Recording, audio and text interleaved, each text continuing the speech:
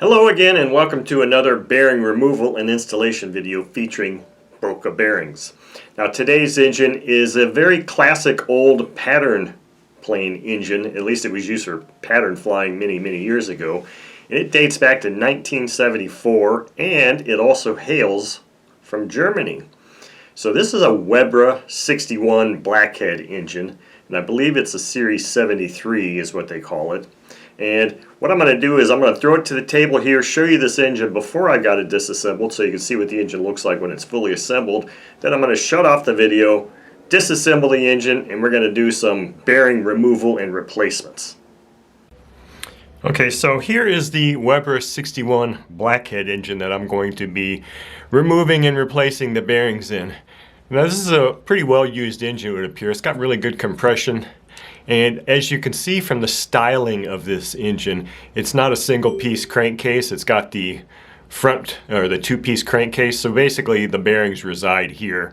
So I'm going to go off camera here, take the front housing off, take the carb off, and do a complete disassembly of this engine because I'm going to put it in the ultrasonic cleaner, clean it all up too. But then we'll come back and we'll just focus on removing and replacing the bearings in this front housing. Okay, so here we are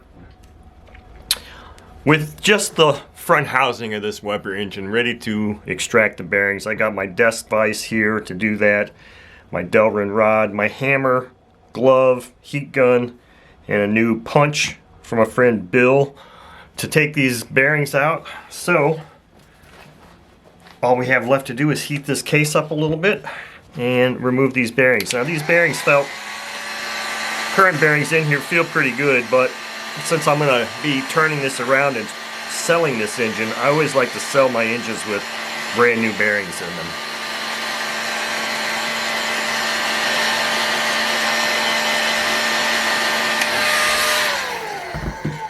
I got my vise set just wide enough here so that it should just hold that case and just, it should just tap right out.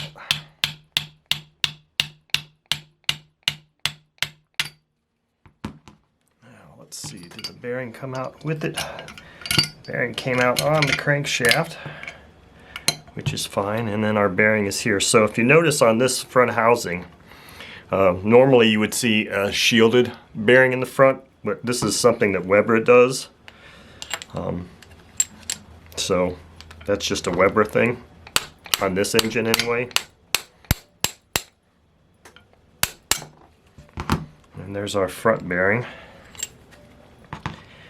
Our warm housing. I don't know how warm this is. It's pretty warm. This one, I'm probably just going to tap this thing off like this.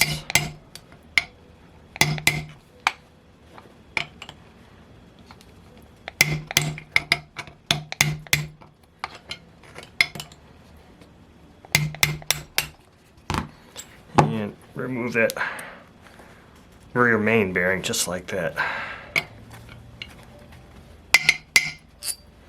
And there you have it.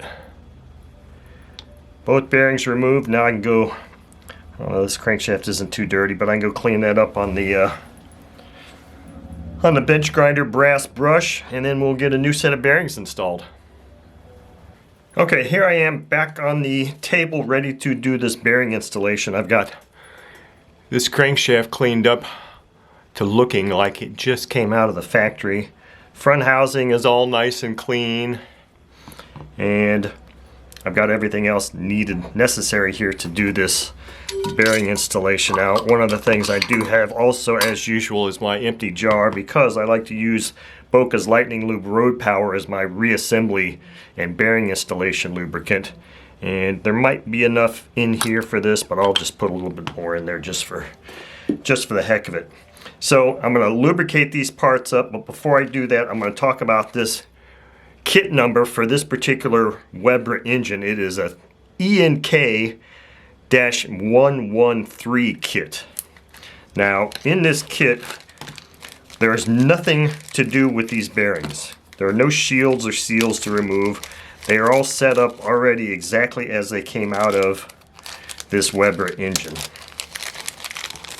Now this rear bearing has like a plastic or a phenolic retainer that you can see here, but it allows a lot of oil to go through there. So basically all I'm going to do here is lubricate all these parts up and just do the bearing installation. So I was looking at this earlier, and because of the fact that especially this front bearing doesn't have a seal or a shield on it, these are very, very tight tolerances on this engine, and as such they didn't feel it necessary to have a sealed or shielded front bearing. So I am going to deviate from my normal process of bearing installation slightly here, in that I'm still going to install my front bearing first, but I'm going to lay this rear bearing in here and push it in place beforehand, because I just don't think that, because of the tight tolerances, that I'm going to be able to actually get this thing to slide on here nicely at all. So I'm going to change my tactics a little bit there. I've got this drive hub here because the front housing of this is pretty deeply recessed, and this is not necessarily the thickest of bearings, because this is also part of what acts as the sealing mechanism. So I'm going to use that to drive that in fully also. So I'm going to go ahead and heat this front housing up considerably. Because of the tight tolerances, I'm going to need that to be pretty warm.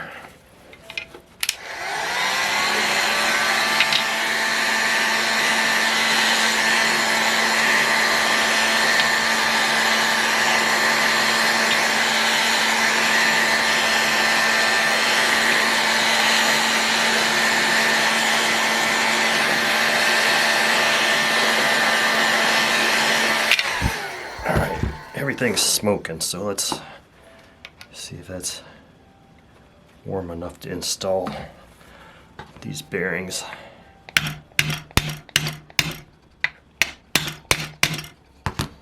Now I'm going to put this on here.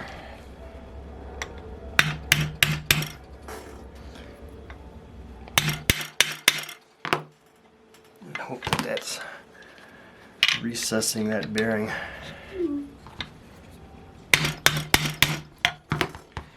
There we go. So that bearing is installed.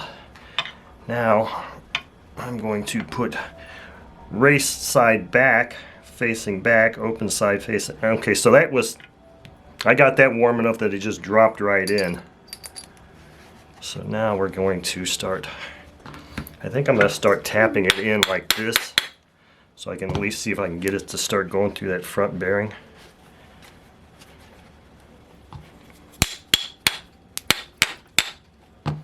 Okay, so now we're through the front bearing.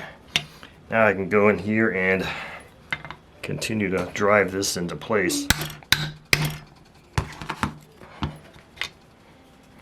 And there we have it. This is, it's not too warm. There we go. Beautiful, beautiful installation here. Now I can finish reassembling this engine and it'll be ready for sale.